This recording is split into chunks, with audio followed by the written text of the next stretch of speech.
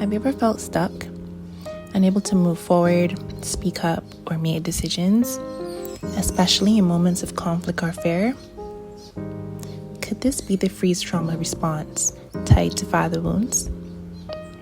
Hello everyone, welcome back to another episode of Beloved. I am Cherise Rochelle, and today we are talking about the freeze response, which is a trauma pattern that many of us live with without even realizing.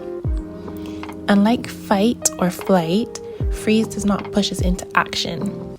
Instead, it shuts us down.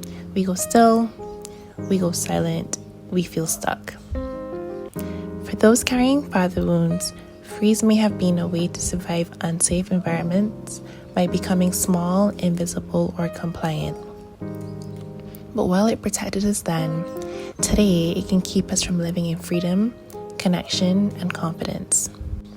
Here's some examples of what the freeze response looks like.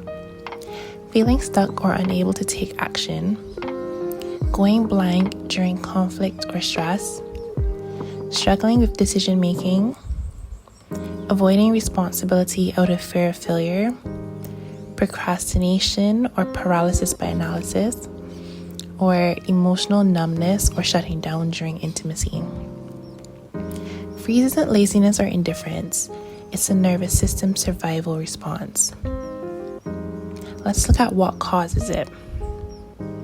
1. Fear of punishment or rejection. If speaking up to a father or father figure led to anger, silence then felt safer. 2. Overwhelming stress. When conflict felt too big to escape or fight, shutting down then became the only option. 3. Invisibility as survival. So if attention brought criticism or harm, then becoming small protected the heart. And 4. Learned helplessness. Growing up with unmet needs can create the belief that nothing you do will change your situation. Freeze is a form of protection, but it can also create cycles of passivity, self-doubt, and missed opportunities in adulthood. Let's look at the biblical perspective on the freeze response. God does not call us to stay stuck. He calls us to freedom, courage, and movement.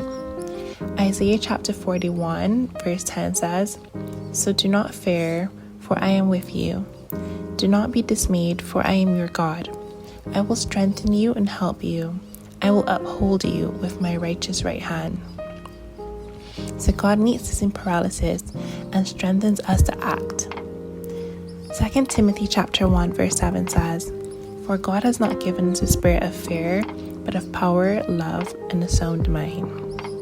So freeze often comes from fear, but God replaces fear with courage, love, and clarity. In Exodus chapter 14, verse 13 to 14, read, "Do not be afraid. Stand firm, and you will see the deliverance the Lord will bring you today. The Lord will fight for you. You need only to be still." So sometimes stillness is not avoidance, but surrender, letting God act where we cannot. How can we take steps then towards healing the freeze response? 1, we can work on our awareness.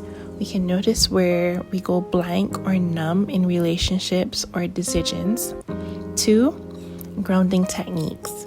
Deep breathing, physical movement, or prayer to reconnect body and mind. 3, small actions. Break big tasks into small steps to practice moving forward. 4, self-compassion. Replace self-criticism with kindness and remind yourself that freeze was survival, not failure. And 5, trust God's strength. Surrender paralysis to Him. Ask for clarity and courage in His timing. Here are some reflection or journaling prompts from today's episode. When do I find myself shutting down or going numb? What childhood situations may have taught me that silence or stillness was safer than action? What small, safe action can I take today instead of freezing? And how can I invite God into my moments of paralysis? Today's affirmation is, I am no longer stuck. I am free to move forward in God's strength, step by step, with courage and clarity. And we will close on this verse, Isaiah chapter 40, verse 31. But those who hope in the Lord will renew their strength. They will soar on wings like eagles. They will run and not grow weary. They will walk and not be faint. Even when freeze tempts us to stand still, God restores our strength to walk forward in freedom. Thank you so much for being here today. I hope that this episode was helpful.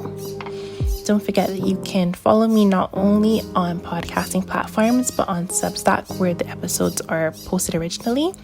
And you can also follow on YouTube for your weekly reflections, journaling prompts, and encouragement as you walk through this healing journey. Here's a reminder, beloved, you are not stuck. You are not frozen. God is faithful to breathe life into your steps. Until next time, stay rooted in truth, wrapped in grace, and never forget you are beloved.